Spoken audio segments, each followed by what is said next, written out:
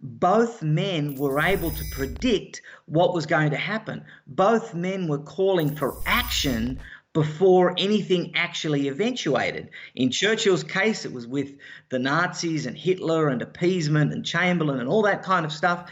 And with Trump's case, he's been saying forever, I mean, the last 30 years, but particularly the last 3 or 4 years, he's been saying we need to bring manufacturing back. Right. We can't rely on China. We can't do this. We can't do that. He ended up being not just right, but right on every single possible level. Right. And if he had not been president for the last 3 years, we would be in a worse shape, because when he instituted tariffs and when he started jawboning against dependence on China, American corporations began to look for alternatives. And so they've at least had the conversation, what do we do if we don't access China's manufacturing, goods from China and so forth? We at least had the conversation, so we were a little further along than we would have been.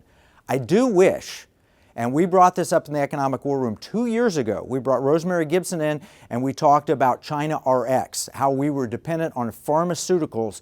The active pharmaceutical ingredient in most of our medicines has been coming from China, and we raised the issue and we said, we've got to build something here now.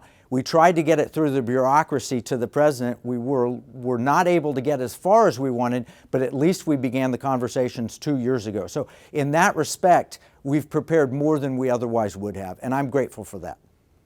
Yeah, we're very lucky that we had President Trump kind of beginning that process, Kevin, and I think it really has put us in an incredible place right now to recover. And I know recovery right now as we speak is kind of difficult to imagine, because we're all still shut behind closed doors and many of us are not working, many of us are not even employed right now because of this.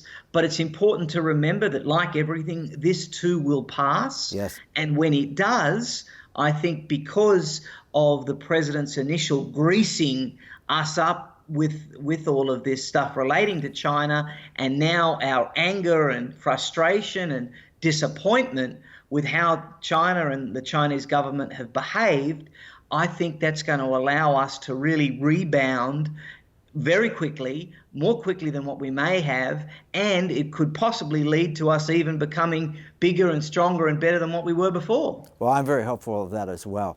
We do need to remember the lesson, though, of Churchill. He was voted out of office after World War II ended, and that was a mistake, I think, for the British Empire. In fact, the British Empire lost traction until Margaret Thatcher came into power from that moment. So we got to remember that lesson.